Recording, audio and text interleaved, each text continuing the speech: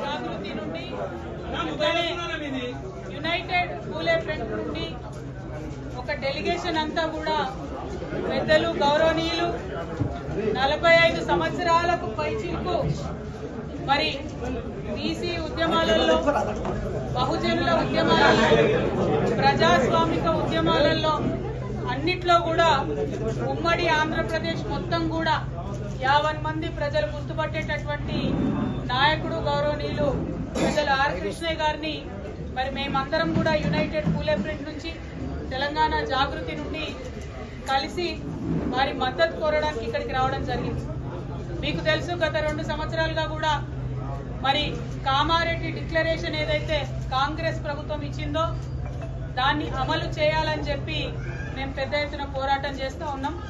అందులో ప్రధానమైనటువంటి అంశం 42% రిజర్వేషన్లు బీసీలకు ఇచ్చినాకనే లోకల్ బాడీకి వెళ్లాలనేటటువంటి అంశం. ఆ అంశం మీద ప్రధానంగా పోరాటం చేయడం జరిగింది. దాని ఫలితంగా అసెంబ్లీలో 2 బిల్లులు కూడా పెట్టి మరి పాస్ చేయడం జరిగింది.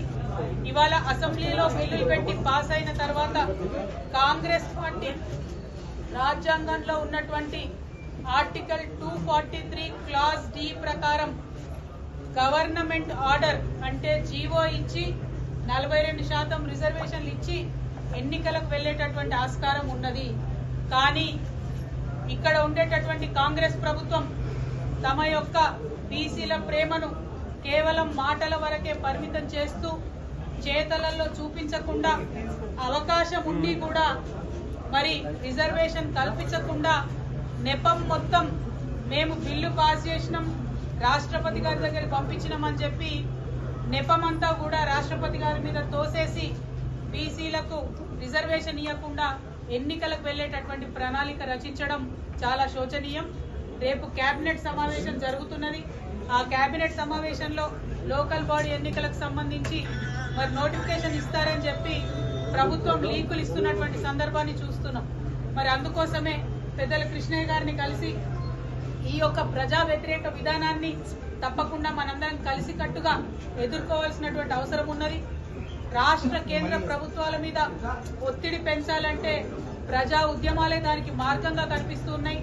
మరి రేల్ రోకో అనేటటువంటి నినాదంతో ఔరేక్ దక్కా బీసీ బిల్ పక్కా, దానికోసమే రైల్ రోకో చేయాలనేటటువంటి ఒక మార్గాన్ని ఎన్నుకొని పెద్దలు ఆర్ కృష్ణయ్య గారి మద్దతు కోరడానికి తెలంగాణ జాగృతి తరఫున నేను, యునైటెడ్ పూలే ఫ్రంట్ తరఫున కన్వీనర్ శివశంకర్ గారు మరి మొత్తం అన్ని డెలిగేషన్ గా కూడా అందరం కూడా వారి దగ్గరికి రావడం జరిగింది. మరి వారిని మేము రిక్వెస్ట్ చేస్తా ఉన్నాం, మీరు ఇన్ని సంవత్సరాలు ప్రజా ఉద్యమాలు నిర్మించడం వల్ల ఇప్పుడు ఏ పెద్ద నాయకుడిని చూసినా ఆర్ కృష్ణయ్య గారు ఉత్తరం ఇస్తేనే మేము హాస్టల్లో చేరి చదువుకున్నామని చెప్పేవాళ్ళు ఈ రాష్ట్రంలో, ఉమ్మడి రాష్ట్రాల్లో అనేక మంది నాయకులు ఉన్నారు.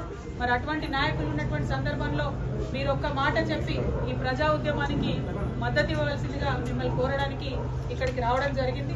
పెద్దలు ఆర్ కృష్ణయ్య గారిని మాట్లాడవలసిందిగా నేను విజ్ఞప్తి చేస్తాను. తొమ్మిదో షెడ్యూల్ కోసం పోతాయి. అవి అన్ని పక్కదారి పట్టించి ఇష్యూ డైవర్ట్ చేసి పెంచాలనే చిత్తశుద్ధి ప్రభుత్వానికి ఉంటే ఖచ్చితంగా మీరు జీవో ఇవ్వాలి. జీవోను ఛాలెంజ్ చేస్తే మీరు కొట్లాడతారు, మేము కొట్లాడతాము, అన్ని పార్టీలు కూడా కొట్లాడతాయి. ఇది ప్రజా ఉద్యమంగా మారిపోతుంది. ఇష్యూ మీ మీద ఎందుకు బదనాం చేసుకుంటారు? మీరు నిజంగా పెంచాలంటే ఇప్పుడు మీ మీద బదనాం ఉంది. మీరు చిత్తశుద్ధి లేదు ప్రభుత్వానికి. మీకు వెన్సిది జీవో తీసి 42% ఎన్నికలకు పోతే మీ మీద ప్రేమ ఉండదు. హైకోర్టు, సుప్రీంకోర్టు ఎవరైనా పోతే అక్కడ కేసు గెలిచే అవకాశం ఉంది. గతంతో ఇప్పుడు భిన్నమైన పరిస్థితి. జనాభా లెక్కలు ఉన్నాయి. అసెంబ్లీలో బిల్లు పాస్ అయింది. 50% క్యాప్ ఏదైతే సీలింగ్ ఉందో అగ్రవర్ణాలకు 10% ఇచ్చినప్పుడు సుప్రీంకోర్టు జడ్జిమెంట్ లో కామెంట్ చేసింది. పరిస్థితులకు అనుగుణంగా సరైన జనాభా లెక్కలు, సరైన కారణాలు ఉంటే రిజర్వేషన్లు పెంచుకోవచ్చని తీర్పిచ్చింది. కాబట్టి బలమైన అడ్వకేట్లను పెట్టి గెలిపిస్తే చేతి గెలుస్తారు. ఒక్కసారి మీరు ఇట్లా రిజర్వేషన్లు పెంచకుండా పోతే బీసీలకు చారిత్రక ద్రోహం అవుతుంది. బీసీ సంఘాలు, బీసీ నాయకులందరూ మనం గమనించాలి. సబ్జెక్టు మీద పర్ఫెక్ట్ ఆలోచన చేయాలి. ఇప్పుడు కవితమ్మ గారు పెద్ద ఎత్తున మనకు అండగా మద్దతుగా వచ్చి ఉద్యమాలు చేస్తున్నారు. బీసీలు అందరూ కూడా మనకు మద్దతు ఇచ్చి మనం కూడా పెద్ద ఎత్తున ఉద్యమాలు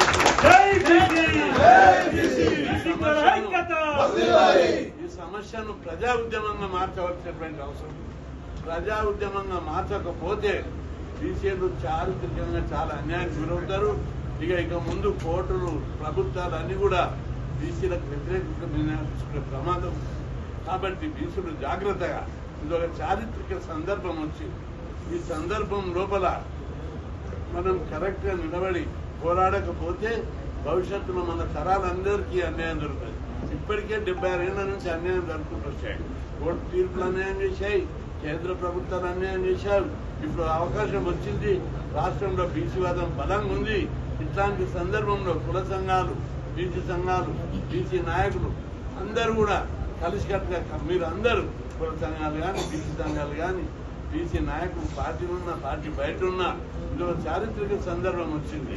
ఇప్పుడు కనుక మనం కమిట్మెంట్తో నిలబడకపోతే, పోరాడకపోతే ఇది భవిష్యత్తులో పెద్ద ప్రమాదము.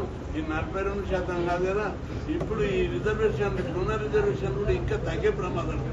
ఎందుకంటే జనాభా ప్రకారము ఎస్టీల జనాభా 10%.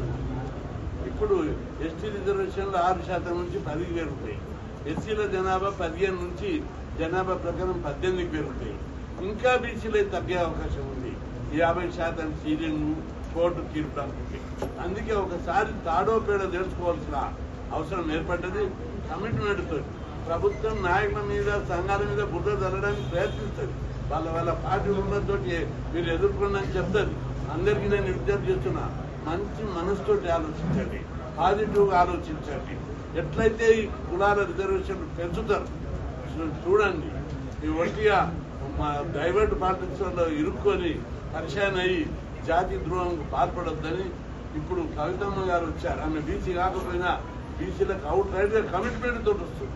మనం మద్దతు ఇవ్వాల్సినటువంటి అవసరం. మనం కూడా, మీరు కూడా ఎక్కడికక్కడ కుల సంఘాల పరంగా, బీసీ సంఘాల పరంగా తెగించి పోరాడాలి. గతం లోపల మండల్ కమిషన్ అప్పుడు రిజర్వేషన్ల మీద సుప్రీంకోర్టు స్టే ఇచ్చింది. అప్పుడు పెద్ద ఎత్తున 2 సార్లు రాష్ట్ర బంద్ జరిపాము. దాని ప్రభావం సుప్రీంకోర్టు మీద ఉండేది. 2001లో మనం అప్పుడు కూడా పెద్ద ఎత్తున సుప్రీంకోర్టు విద్యాసంస్థలు రిజర్వేషన్ పెడితే స్టే ఇచ్చింది. అప్పుడు పెద్ద ఎత్తున కేసీఆర్ గారు, తెలుగుదేశం చంద్రబాబు గారు అందరూ రైల్వే రోడ్డు జరిపి రాష్ట్ర బంద్ జరిపితే సుప్రీంకోర్టు కేంద్ర ప్రభుత్వం దిగొచ్చి రిజర్వేషన్ పెట్టారు. ఎప్పుడే కానీ ఏ చరిత్ర సందర్భంలో కోర్టును, ప్రభుత్వాలు మనకు అనుకూలమైన నిర్ణయాలు రావాలంటే తప్పనిసరిగా పెద్ద ఎత్తున మనం చేయవలసినటువంటి అవసరం ఉంది. ఉద్యమాన్ని చేయకపోతే బీసీలు రైలు రోకలు చేయకపోయినా, రస్తా రోకలు చేయకపోయినా, ఏ ఉద్యమాలు బలమైన ఉద్యమాలు చేస్తే ఆ ఉద్యమం ఎవరి కోసం చేస్తుంది? మన కోసం చేస్తుంది. ఈ ఉద్యమాన్ని విస్తరింపజేయవలసిన బాధ్యత అందరి మీద ఉంది. పార్టీలకు అతీతంగా, కులాలకు అతీతంగా, వర్గాలకు అతీతంగా మనం ఆ ఉద్యమాన్ని రేపుకొని భుజాల మీద ఎత్తుకోకపోతే భవిష్యత్తులో బీసీలకు భవిష్యత్తు లేదు. కాబట్టి సోదరులందరూ ప్రతి ఉద్యమాన్ని మనం అందరం భుజాన్ని ఎత్తుకొని పోరాడాలి, అవకాశాన్ని వినియోగించుకోవాలి. మన ఉద్యమాన్ని ముందు భుజాన్ని ఎత్తుకొని నడిపిస్తే మన కోసం పోరాడాలని మరింత ముందుకు వస్తాం. లేకపోతే అది మాది కాదు, ఇది మాది కాదు, కవితమ్మ చేస్తుంది, కృష్ణ చేస్తుండు, ఆ సంఘం చేస్తుంది, ఈ సంఘం అట్లా వెనకపోవద్దు. ఎవరు 42% గురించి ఉద్యమం చేపట్టినా బీసీలందరూ కలిసికట్టుగా పెద్ద ఎత్తున మద్దతు ఇవ్వాలని చెప్పి ఈ సందర్భంగా విజ్ఞప్తి చేస్తున్నా. ఈ 42%కు పెంచకుండా రేపు క్యాబినెట్ లో ఖచ్చితమైన నిర్ణయం తీసుకోవాలి. కోర్టు కేసులు ఏ ఉన్నా ఖచ్చితంగా ప్రభుత్వం తరఫున కొట్లాడాలి. రేపు క్యాబినెట్ లో కొన్ని లిపులు వస్తున్నాయి. 42% లేకుండా రిజర్వేషన్ లేకుండా వచ్చే కుదరదు. ముఖ్యమంత్రి గారు కూడా పాజిటివ్ ఆలోచిస్తారని నేను అనుకుంటున్నా. ఇప్పుడు ప్రభుత్వము పులి మీద సవాల్ చేస్తుంది. పెంచకపోతే మాత్రము బీసీ ఇష్యూ పులి మీరు పెంచకపోతే బీసీలు మాత్రం వదిలిపెట్టే పరిస్థితి ఉండదు. తప్పనిసరి 42% రిజర్వేషన్లతోటి ఎన్నికలు జరపాలని చెప్పి ప్రభుత్వాన్ని డిమాండ్ చేస్తున్నా. లేకపోతే బీసీలు ఇది సందర్భం. మండల్ కమిషన్ అప్పుడు సమసంగ్రామ పరిషత్ రామారావు రిజర్వేషన్ వహించినప్పుడు బంద్లు జరిపాం. అసలు బంద్లు ఇంతవరకు గతంలో జరగలేదు, ఇప్పుడు కూడా జరగలేదు. ఒక షాప్, ఒక బస్ దిగలేదు, ఒక షాప్ జరగలేదు. రోడ్డు మీద బస్సులు తిరగలేదు, ఒక మనిషి బయటికి రాలేదు. అట్లాంటి చారిత్రకమైనటువంటి ఉద్యమాలు 2 సందర్భాలలో రిజర్వేషన్లుగా జరిగాయి. 86లో రామారావు 44% పెంచినప్పుడు బలమైన ఉద్యమాలు చేశాం. మండల్ కమిషన్ అప్పుడు బలమైన ఉద్యమాలు చేశాం. అదేవిధంగా 2007లో బలమైన రస్తారోకులు బంద్లు జరిపాం. అంతా ఇప్పుడు ఇంకా చైతన్యం ఎక్కువైంది. చదువుకున్న ఫీజు రియంబర్స్మెంట్, హాస్టళ్ళు, గురుకులాలు పెట్టడంతో చదువుకునే వర్త ఇంకా పెరిగింది. కాబట్టి చదువుకున్న ప్రతి యువకుడు మీరందరూ మన మోరల్, సామాజిక, నైతిక బాధ్యతగా గుర్తెరిగి ఈ ఉద్యమంలో పాల్గొనడానికి ఈ సోషల్ మీడియాలో, ఈ సెల్ ఫోన్లలో పెద్ద ఎత్తున జరపాలని చెప్పి వినిపిస్తున్నాం. ప్రభుత్వానికి ఒకటే, మీరు 42% పోతే రాష్ట్రంలో యుద్ధమే జరుగుతుందని చెప్పి నేను